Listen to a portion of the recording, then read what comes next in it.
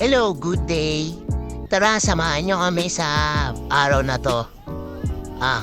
Kaming tatlo magkasama ngayon kasi walang pasok parehas. Kaya gagawin namin, magluluto kami ng ulam, mamimili kami, mag-iikot-ikot kami, may hahanapin kami. At tara, samahan niyo kami. Ayan, unang natin, dito tayo muna sa Save More, bibili natin yung mga kailangan. Ito, kailangan ko to. Ito yung iniinom ko ngayon eh. Diba?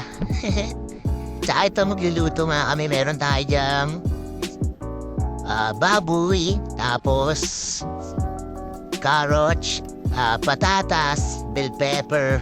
Sino kumakain ng bell pepper dito? Sarap no, lalo na pag mga ganitong luto. Ayan. Sabihan niyo naman ako kung anong tawag sa luto na yan. Hula-hula lang yan eh. Basta nilagyan ko lang siya ng tomato paste, ganon. Tomato sauce. Okay naman, nasasarapan naman sila sa luto ko kahit pa paano. Nag-enjoy naman sila, yung pamilya ko. Nasasarapan naman, nauubos naman namin. Kaya... Ayan, tapos sa part na to, nilagyan mo nga lang siya ng cheese bandang huli.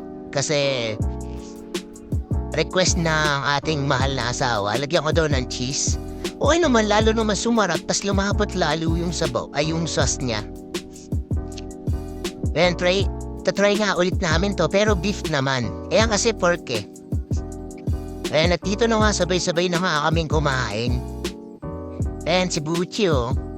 Pangit talaga ni Buchi. Akala nung iba sa labas dito sa amin, eh. Galis na aso.